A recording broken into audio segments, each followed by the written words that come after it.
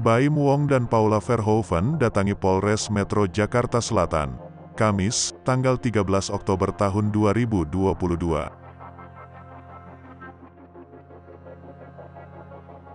Pasangan suami istri tersebut dijadwalkan menjalani pemeriksaan terkait prank laporan palsu KDRT di Polsek Kebayoran Lama.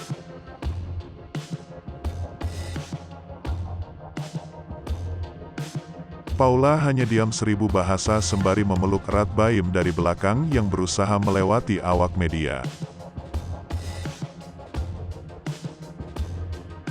"Baik, ya terima kasih, jalanin aja, ya," kata Baim Wong sembari tersenyum di Polres Metro Jakarta Selatan, Kamis, tanggal 13 Oktober tahun 2022.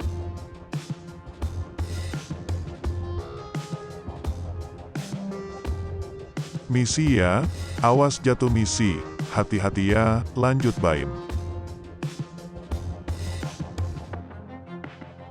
Baik Baim dan Paula tak ada yang memberikan tanggapan soal laporan tersebut.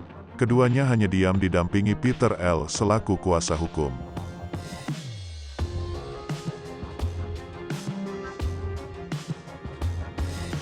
Baim Wong dipolisikan, imbas konten prank KDRT yang dibuatnya.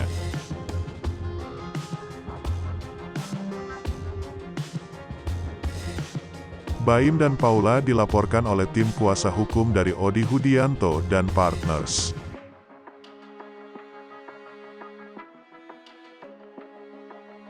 Sebelumnya juga pasangan suami istri tersebut dilaporkan oleh organisasi Sahabat Polisi Indonesia karena dianggap mencemarkan nama baik polisi.